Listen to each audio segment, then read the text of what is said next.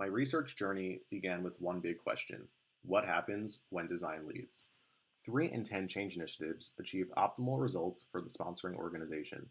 This high rate of failure of change initiatives has prompted the development of new methodologies and practices, but despite new buzzwords and boutique firms, the 70% failure rate is still king. ProSci, one of the leading change management practices, defines change management as the process, tools, and techniques to manage the people side of change to achieve a required business outcome. My hypothesis is that when design becomes a core component of change management, the initiative is more likely to be successful.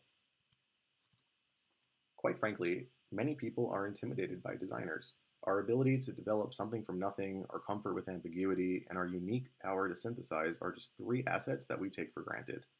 Designers have long been known as magicians. Stephen Skaggs at the MIT Media Lab concluded that it's magic because we don't have the slightest clue why or how it works. Many times clients are excluded from research and have trouble seeing the relationship between research and deliverables, and therefore discount the value of it entirely. I view this as a huge problem because there is so much value in the design process that is lost when it is only left to a design team. As I began researching the cognitive effects of design on behavior change, I learned that according to the Design Value Index, design-centered organizations performed 211% better than their colleagues on the S&P 500 over a 10-year period. I also learned that 73% of CEOs don't trust their creative and marketing teams to deliver measurable results. This staggering gap between the perceived and actual reality is what motivated me to pursue this path. There is so much research on design that stays within academia, and I think it's time to help the business world embrace the value of design. Shifting to a design-centric culture is a huge undertaking for organizational leaders. Change requires visible sponsorship. The Design Maturity Ladder was developed by the Danish Design Center in 2003 as a communicative model to explain how companies use design. The 4-step ladder ranges from non-design to design as styling, design as a process, to the ultimate use of design as a strategy. It is not a surprise that design as a strategy yields the greatest business results. I'm also not shocked that only 13% of Danish companies embrace design as a key strategic element of their business model. There are many solutions to this problem, the easiest being placing more designers in leadership roles. Having designers in positions of power has proven beneficial time and time again. From General Motors hiring Harley Earl as the first vice president of design in 1940 to Brian Chesky leading Airbnb, designers continue to prove their value. Another way to disrupt organizational culture is to begin integrating best practices within teams. Every organization is different.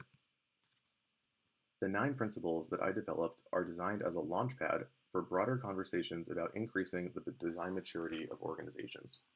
My framework is not process-based because there are so many fantastic processes that already exist. The beauty of design is that every single project begins at 0 and ends with a customized process and deliverable.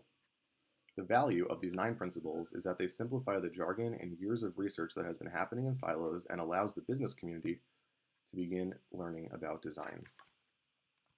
Strategy, not silence, is all about understanding that the power of design is amplified when it is used as a comprehensive strategy instead of a silent process.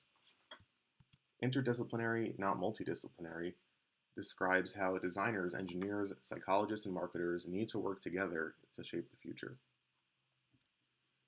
Doing, not thinking, spending less time in front of the screen and more time on the ground. Process, not portfolio.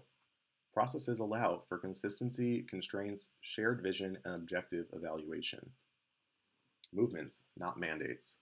Optimism, trust, creativity can't be mandated and has to be felt through a movement.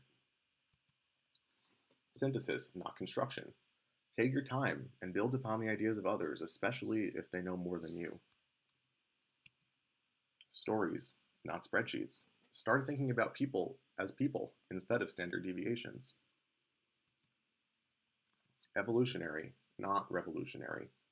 The world is constantly changing, and approaches to design must change with it. And lastly, investment, not expense. Just like investments, design yields short-term and long-term results that take time to measure. There's so much work to be done to improve the way the world perceives design.